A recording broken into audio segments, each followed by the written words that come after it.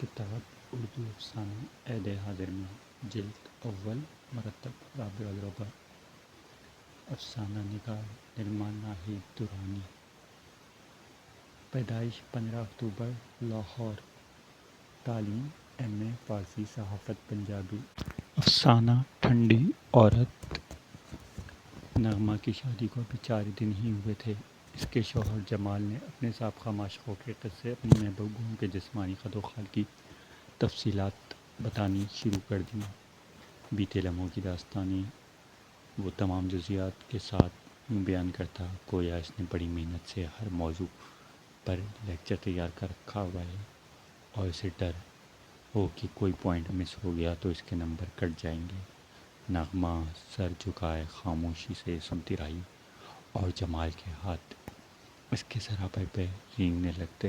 اس کا دل چاہتا کہ وہ جلدی سے یہ ہاتھ جھٹک دے کیونکہ ان ہاتھوں کے لمس سے اسے کر راحت محسوس ہوتی۔ اس کا ذہن اس کے جسم کے ساتھ نہ دیتا، وہ اپنے آپ کو سپردگی کے لیے تیار نہ کر پاتی۔ جمال حسب دستور اس کے ہر خد و خال کو چھوتے ہوئے اپنے کسی نہ کسی سابقہ محبوبہ کی تعریفوں میں زمین و آسمان سمو دیتا۔ اسے اپنی طرف توجہ نہ پا کر جھنجھلا اٹھتا، تم بالکل ٹھنڈی عورت ہو۔ نغمہ کو اپنے جسم کے اندر برف کی سروں جیسی ٹھنڈک کا احساس ہوتا۔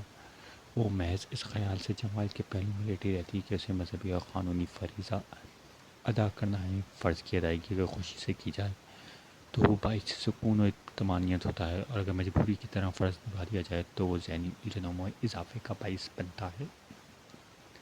لہٰذا اس کی ذہنی الجھنیں بڑھتی گئیں۔ حالانکہ اس کے گھر میں بہت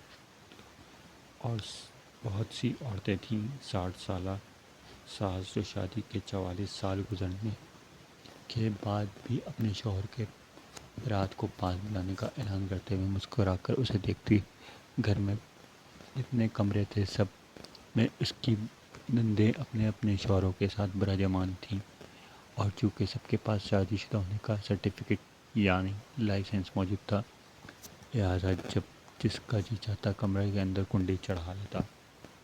اس کا بھی جی چاہتا وہ اپنے شوہر جمال سے لپٹ جائے اور خوب پیار کرے۔ جمال اس کا شوہر ہی نہیں محبوب بھی تھا۔ اس نے پانے کے لیے ہزاروں منتیں مانگی تھیں۔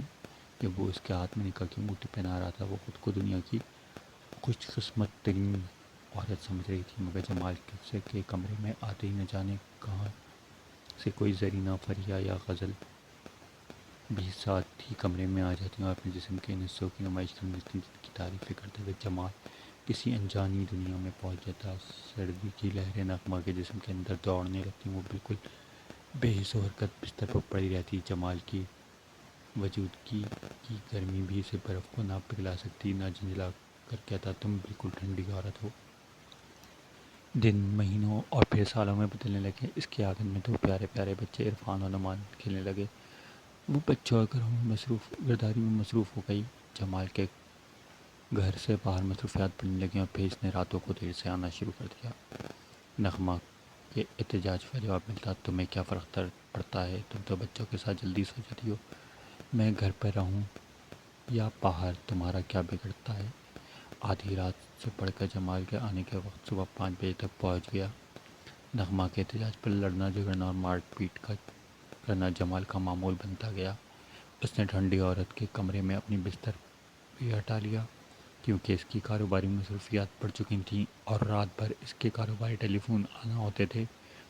بچے گھر کے اس ماحول سے خوف زدہ رہنے لگے۔ باپ جب بھی گھر آتا وہ سہمے رہتے اب بھی کوئی ہنگامہ ہوگا۔ آخرکار نغمہ نے جمال کو پوچھنا چھوڑ دیا، وہ اس کمرے کی طرف بھی نہیں جاتی، اور یوں دونوں ایک دوسرے سے کوئی بات نہ کرتے۔ جمال کو کھانا اور ناشتہ وغیرہ دینا نوکرانی کے ذمہ تھا۔ نغمہ اس سے بالکل ہی بے تعلق سی ہو کر رہ گئی تھی۔ پھر ایک دن اچانک حیدر علی نغمہ کی زندگی میں چلا آیا۔ نغمہ کی سہیلی شیلا کے بھائی کی شادی تھی اور اس کا دوست حیدر علی اسلام آباد سے شادی میں شرکت کے لیے آیا تھا۔ حیدر علی مردانہ وجاہت کا بھرپور شاہکار تھا، لمبا قد، کھلتا ہوا رنگ، بڑی سی آنکھیں اور بالوں میں چمکتے ہوئے تھوڑے سے چاندی کے تار جو اس کے وقار میں اضافہ کر رہے تھے۔ نغمہ نے اسے دیکھا تو دیکھتی رہ گئی۔ وہ بھی اس کے قریب آ گیا، بہت ساری باتیں کرتا رہا۔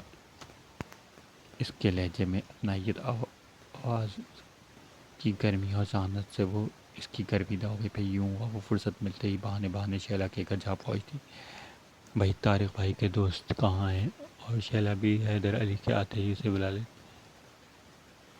لیتی۔ شام کی چائے اور دوپہر کے کھانے پر ملاقات ہوتی، باتیں اور نغمہ اور سکون و طمانین کا احساس گھر آ جاتی۔ اس کے چہرے پر پرمستگی ختم ہونے لگی، ابھی آپ مسکراہٹ اس کے ہونٹوں پر سج گئی اور نیا سرور اس کے وجود میں آ گیا، اور احساس ہوا ہے اس نے زندگی سے شاید دوبارہ دوستی کر لی، ورنہ تو وہ کب کی مردہ ہو چکی تھی اور بے دلی سے زندگی گزار رہی تھی۔ اس کو ہر وقت حیدر علی کا انتظار رہتا تھا اور اس کی آمد کے لیے کپڑوں اور میک اپ پر بھی توجہ دینے لگی۔ پھر وہ دن آیا جب شیلا کے گھر حیدر علی وہ بالکل ٹھیک اکیلے تھے۔ حیدر علی نے صوفے پہ اس کے قریب آ گیا، دھیمے دھیمے باتیں کرتے ہوئے اس کی آہستگی سے نغمہ کے کندھے پر ہاتھ رکھا۔ نغمہ کے جسم کے انگارے بھڑک اٹھتے، حیدر علی اس کے بالوں گالوں گردن کو آہستہ چھوتا، آپ اس کے چوڑے چکلے سینے پر دستی چلی گئیں اور اس کی تیز ہوتی سانسوں اور جلتے ہونٹوں کو چھوتے ہوئے حیدر علی کی سرگوشی کی، تم بہت گرم ہو، تمہارے اندر اتنی گرمی، اتنی لاوا ہے، میں نے تو سوچا بھی نہ تھا۔